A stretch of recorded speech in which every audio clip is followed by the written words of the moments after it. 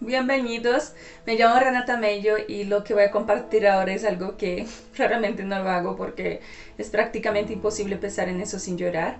Pero quiero que el mundo sepa lo que me pasó, porque estoy viva y decidí compartir cómo sobrevivir a una enfermedad que en mi caso era incurable.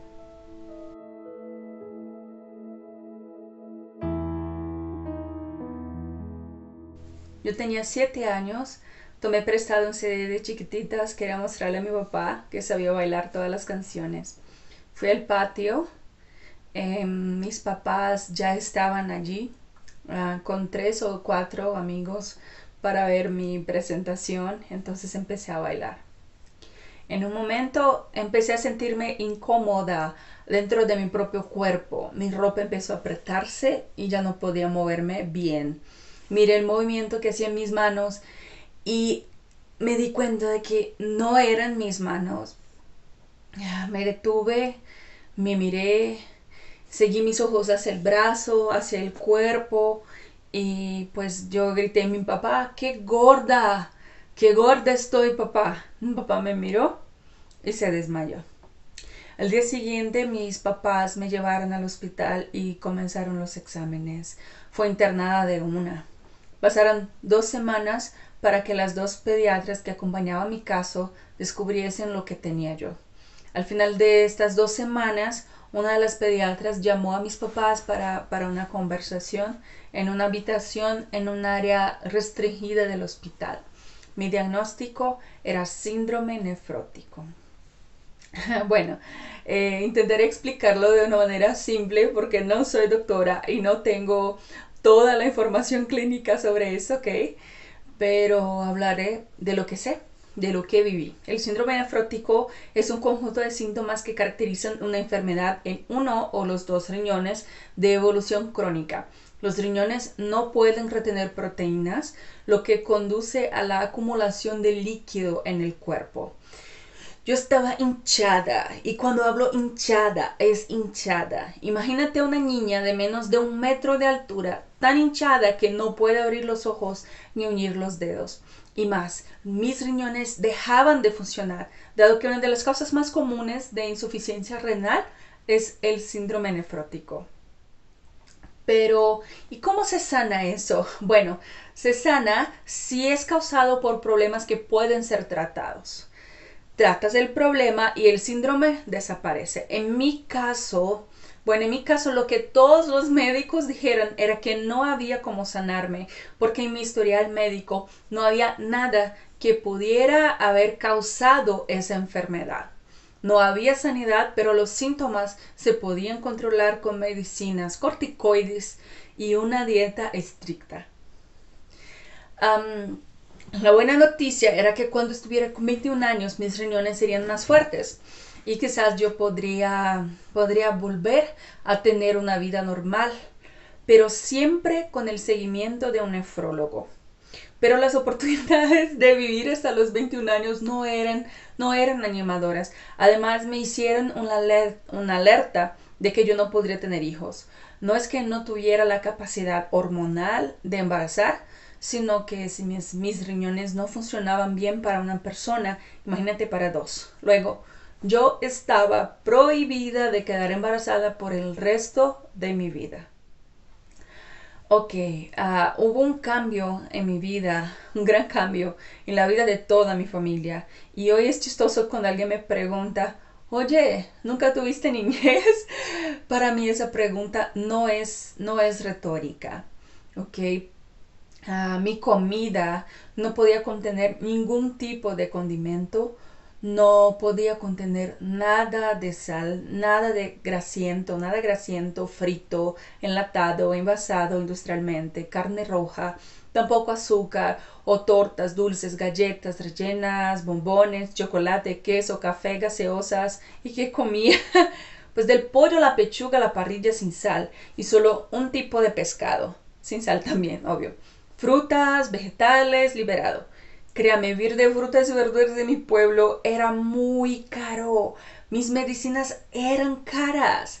Dios movió personas para ayudar a mis papás porque era un momento muy difícil y estoy muy agradecida con todos los que nos ayudaron. Fue un tiempo muy difícil para nosotros.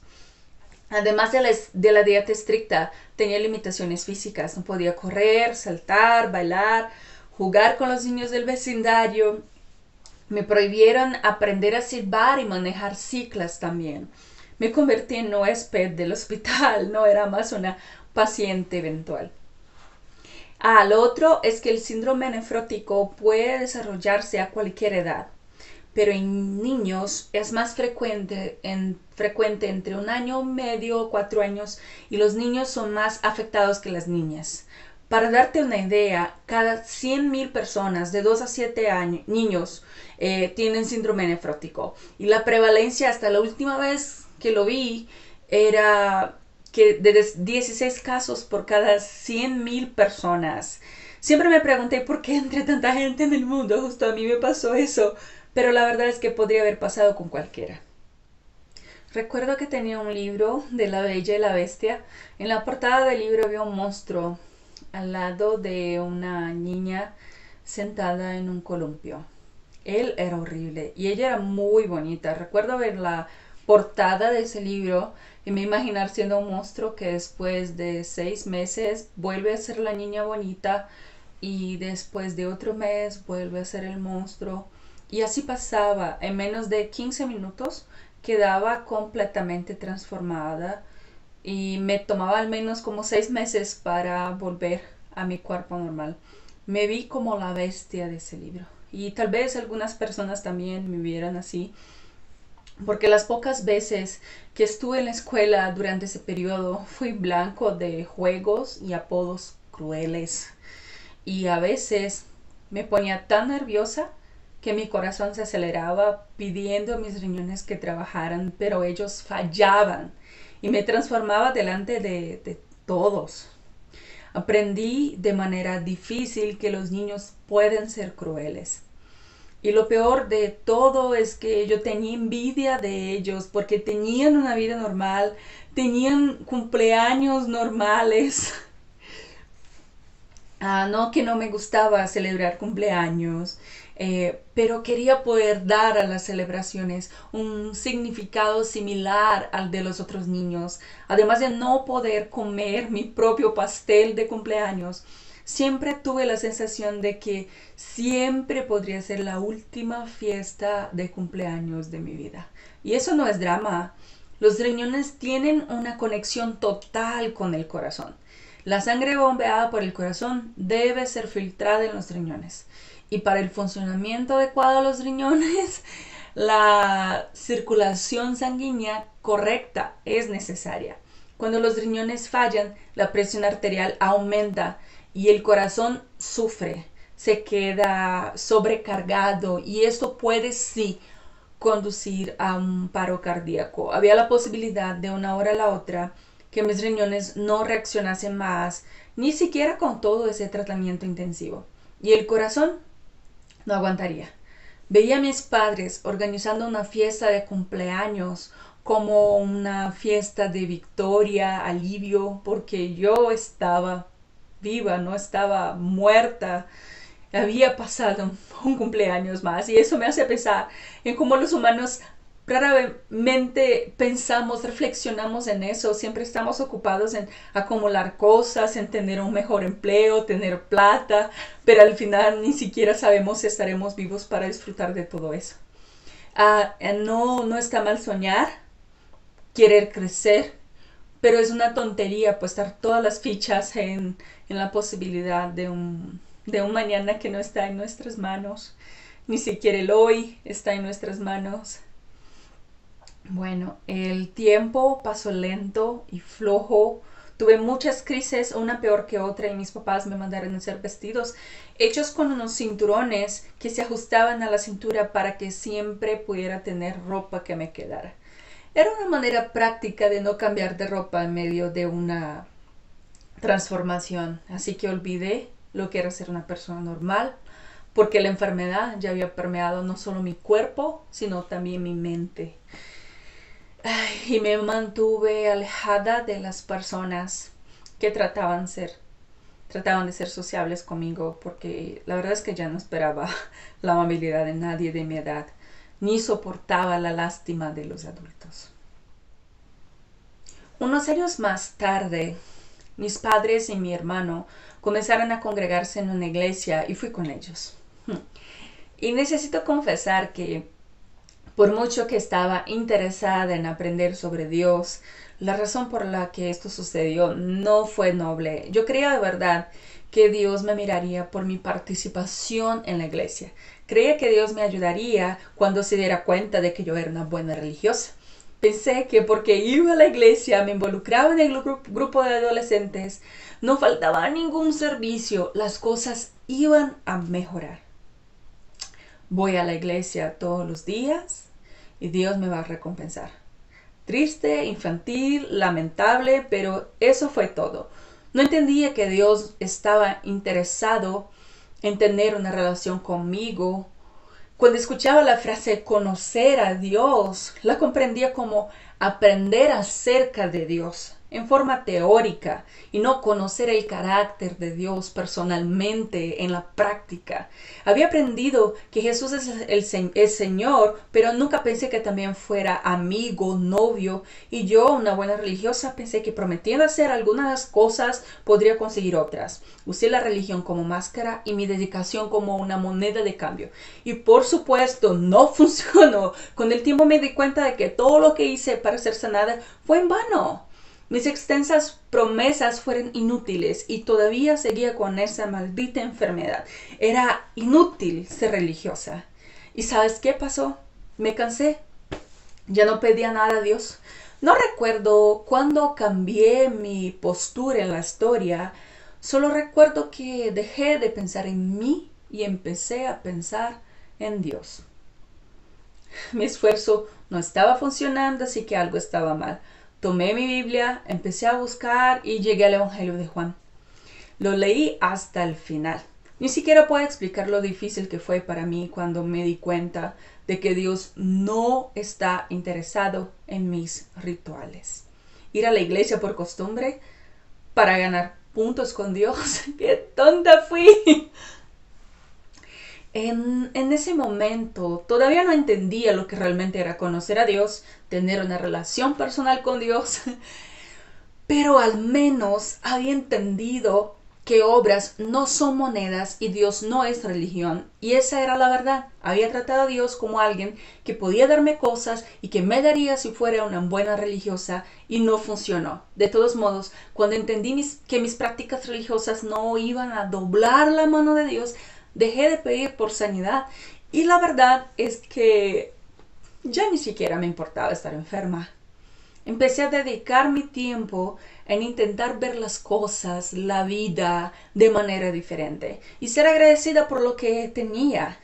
En este momento tenía casi 13 años y faltaba poquito para alcanzar la mitad de los años bajo tratamiento, y luego la otra mitad vendría y viviría con lo que tenía y ya.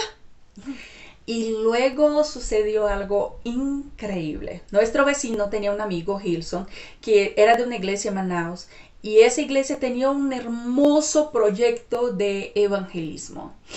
Siempre salía en una caravana esa iglesia a los pueblitos de Amazonas, y donde esa iglesia llegaba, ayudaba a una iglesia local con evangelismo y también a invitar a la gente a un programa en la noche. Ese programa se trataba de una película sobre Jesús al aire libre. Ponían una pantalla grande, así del tamaño de una pantalla de cine, una producción de primera para el tiempo. De todos modos, esa iglesia había planeado ir a otro lugar, pero Dios cambió los planes.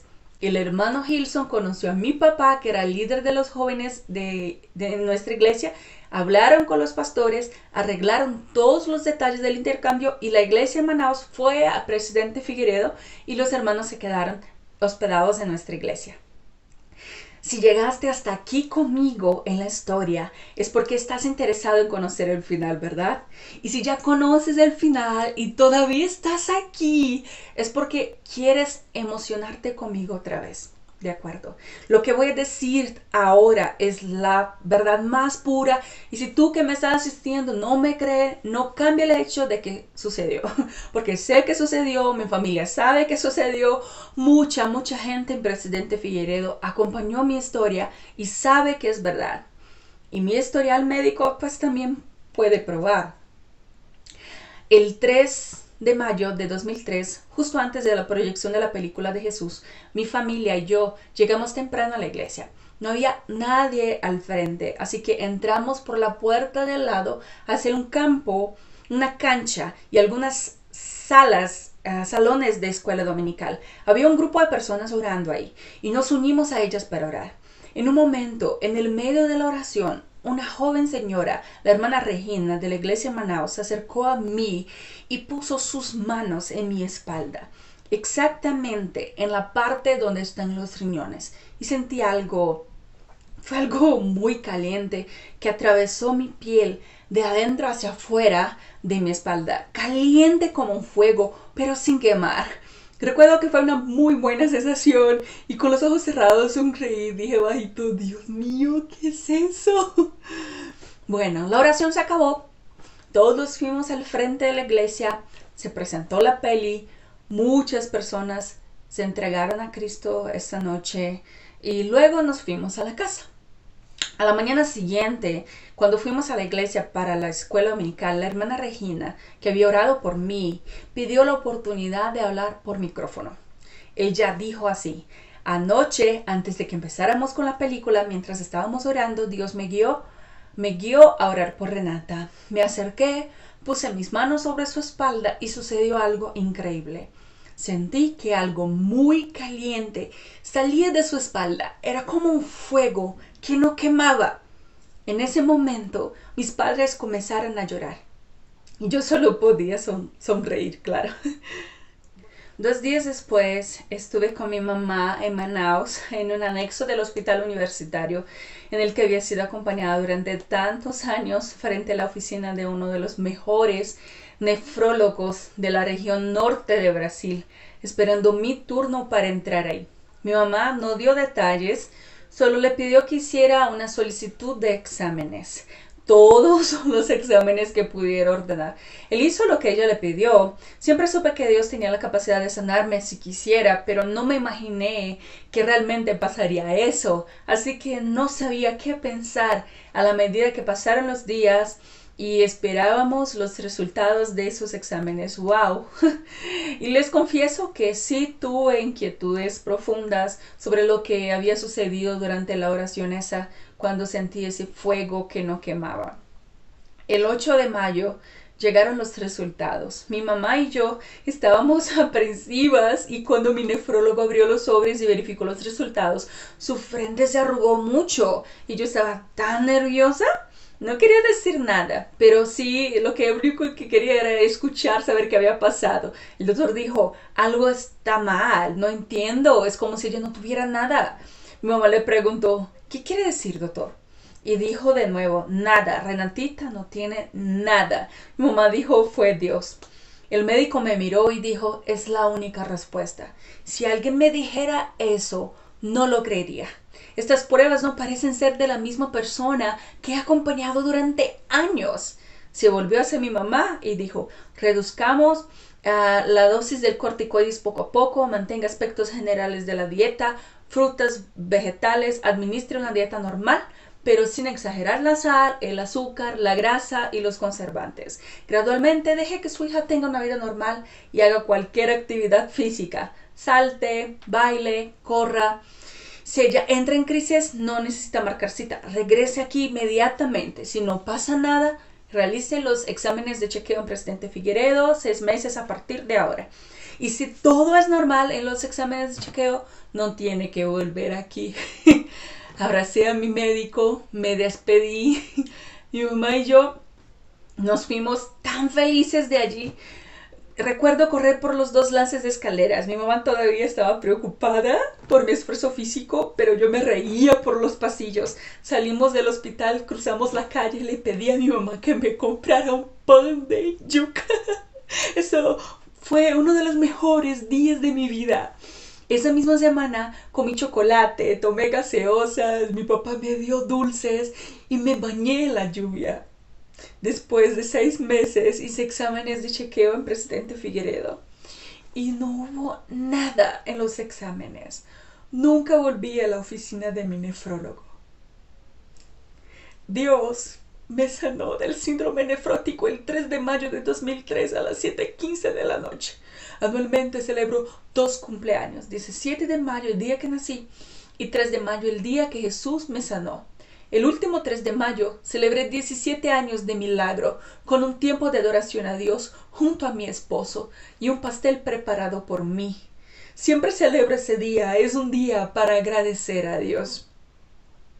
¿Conoces esa historia en Lucas 17 sobre los 10 leprosos que fueron sanados por Jesús? Solo uno regresó para agradecer. No quiero ser como esos 9 que siguieron su camino como si nada hubiera pasado, porque sé lo que me pasó. No puedo pagar lo que Jesús hizo por mí, pero puedo agradecerle y eso es lo que hago. Y si usted que me mira ahora no me cree, nadie estaba en mi piel, nadie trazó mi camino y mi lugar, nadie pensó mis pensamientos, nadie tuvo mi experiencia de la misma manera que yo. Hace casi 3 años estuve en Bolivia y tuve la oportunidad de pasar por un examen que escaneó todo mi cuerpo. El médico, al ver el resultado del examen, habló todo mi historial médico sin que yo dijera una palabra. Recuerdo que dijo: tuviste síndrome nefrótico y tomaste muchos corticoides durante mucho tiempo. El uso prolongado de corticoides debilita la estructura ósea. En los Estados Unidos conozco 19 casos de personas que sobrevivieron al síndrome nefrótico. Algunos caminan con ayuda y otros simplemente no caminan. No entiendo cómo puedes caminar normalmente. Y no es solo eso. No es solo eso. En mi pueblo, que yo sepa, habían 3 personas diagnosticadas con síndrome nefrótico. Solo yo sobreviví. Es difícil creer que una persona sea sanada de un síndrome que en mi caso era incurable a los ojos humanos. Parafrasearé al ciego de Juan 9, lo único que sé es que estaba enferma y ahí ya no estoy. Para todas las preguntas la respuesta es Jesús. Si no crees en la existencia de Dios, no puedo hacer que me creas, ni te pido que me creas. Te cuento lo que sucedió. Realmente sucedió. No es sensacionalismo, emocionalismo. Dios existe y milagros también. Yo soy un milagro de Jesús. Y tú, que crees en Dios, pero no crees que los milagros continúan sucediendo en el siglo XXI, porque mucha gente piensa que los milagros se quedaron atrás. Solo puedo decirte una cosa: Jesucristo es el mismo ayer, hoy y siempre. Hebreos 13:8. Ahora, quiero pedir algo especial. Si tú que me asistes cree en milagros, cree que Jesús sigue sanando, quiero pedirte que deje un comentario a las personas diagnosticadas con síndrome nefrótico o cualquier enfermedad mortal o incurable en los ojos humanos, para que esas personas lean tu comentario y tengan la fe fortalecida. El mundo tiene que saber que Jesús es el doctor de los doctores.